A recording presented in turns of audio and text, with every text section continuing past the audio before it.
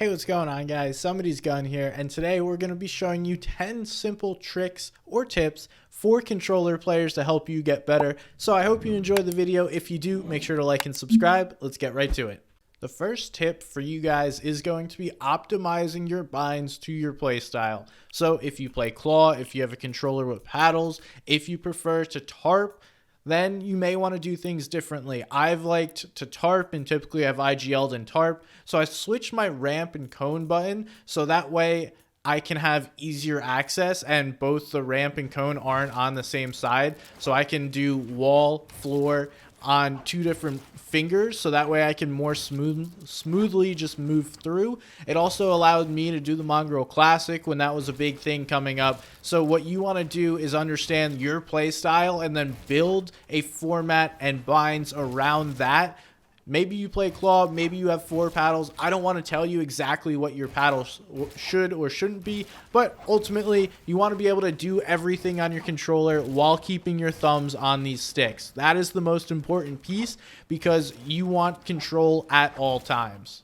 Next is going to be controlling your crosshair placement. Now this is important on both keyboard and mouse and controller, but especially so on controller. What you want to do is minimize the movement in order to make builds, to make edits, to do all things that need to be done on controller. When you're flying around, you're doing a lot of flashy stuff, but your movement isn't perfect or optimized, you're going to wind up missing a lot of shots, making extra movement, and making the game harder for yourself. So ultimately, you want to have control over your movements.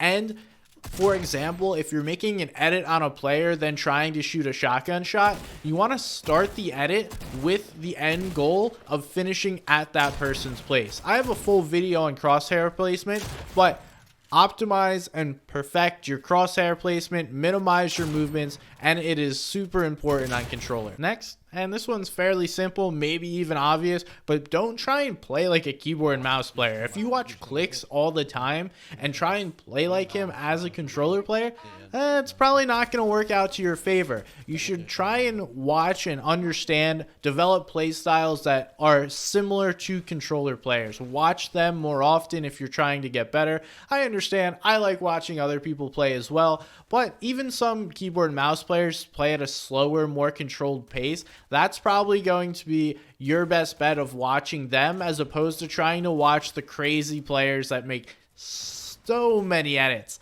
and then place down so much stuff, are moving their mouse all over the place, doing 360s. That's not going to help you as a controller player. So try and figure out how to play on controller. Your movements are going to be slower. You can't edit or reset as fast. You know this. Just don't be a keyboard and mouse player. Come on, guys. Controller gang. Next up is aim assist. So this is one of, if not the biggest strength of controller. The only thing is it changes from season to season, even update to update. We'll see changes in aim assist. So what you need to do is make sure that you're developing a play style towards whatever the strengths of aim assist are. If it's really strong close up, then you probably want to play closer up, jump in boxes. If there's a long range, let's say Legacy back in the day, then you probably want to go for long range AR tags and try and beam kids from a distance. But understanding the strengths of aim assist in a certain meta are super important to your success as a controller player. This goes hand in hand with the previous tip. At the current moment, aim assist is not strong or almost non-existent at range, especially with the MKAR. So when this video is being recorded, you shouldn't be taking long range battles. Most seasons after Legacy got removed, you shouldn't be taking long range battles with keyboard and mouse players. They will win those because it's easier to aim at a distance on keyboard and mouse than it is going to be on controller. That's just because micro adjustments on keyboard and mouse are much easier.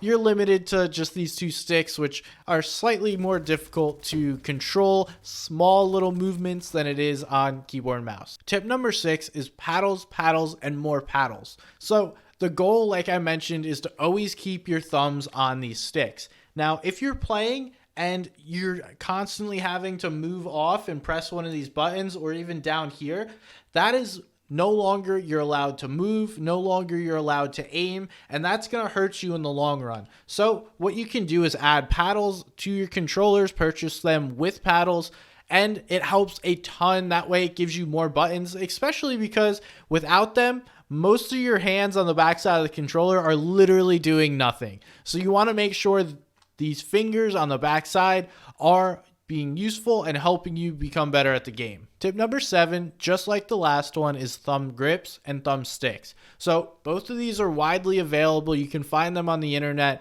a multitude of different options. They're fairly cheap, some of them, and pretty much all do the same thing.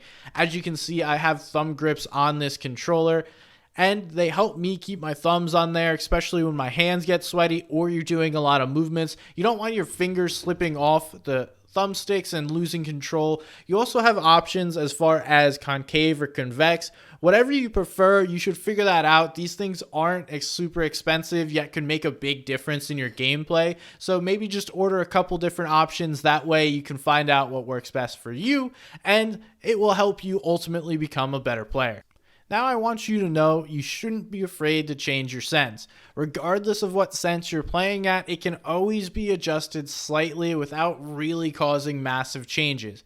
Most importantly, you should understand what the meta is, because if there's a no movement meta, you should probably play with a lower sense than if you have tons of movement such as launch pads, Chili Chugs, the Spider-Man. You're going to need to move faster with your aim, especially at medium to long range. So you need to up your sense. For most controller players, that's going to be around about 40 to 50, somewhere in that range. You can find pro settings all over the place, but really what it should be is what you feel comfortable with. Now, I want to make the point that not all controllers are the same. Now, I even have 2 Xbox controllers right here that are going to be different. You can see just from the front side, they're slightly different, pretty much the same, but the backside's the really important part. Different controllers have different paddle layouts and really allow you to find something that's best fit for you. Currently, I'm on an Xbox controller wave. I like the feel of it, and I prefer a heavier controller rather than a lighter one. I've used PS4 controllers, and I understand they're more durable because I've probably had about 3 Xbox controllers,